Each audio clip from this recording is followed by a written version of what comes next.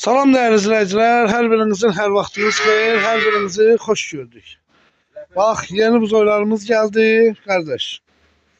Hal-hazırda 40 baş buzoylarımız gelir. Qiymətləri 700 manatdan 1200 manata kimi. Bak burada.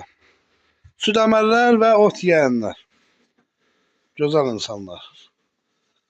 Bak hamısı bak düzülüb ot yeyirlər. Həm süd içirlər, həm ot yeyirlər. 40 baş. Ünvanımız Ağdam rayonu Uzalar kəndində. Bak. Eşək körpə, süd əməllər. Bozaq qulaqlar. 700'den kardeş. 1200 manata kimi. Bak burada.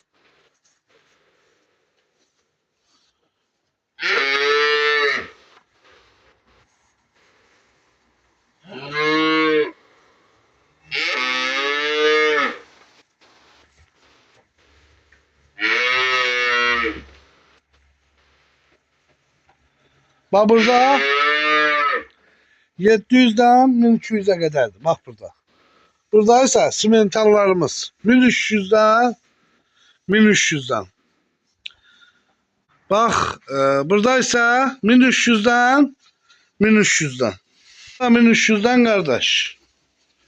1300 manattan. Bak simentallara bakın, bozak kulaklara bakın.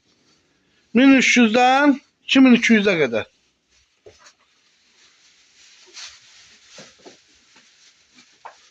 Buyurup bakabilirsiniz.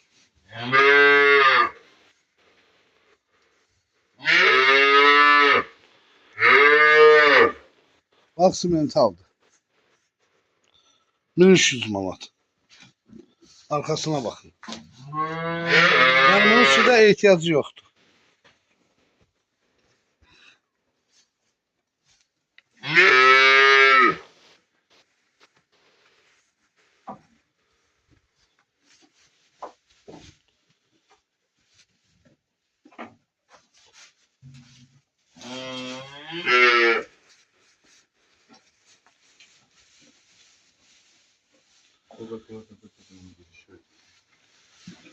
Bozak kulağa bakın.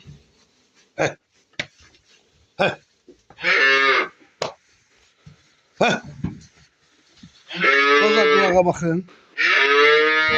Orijinal temiz.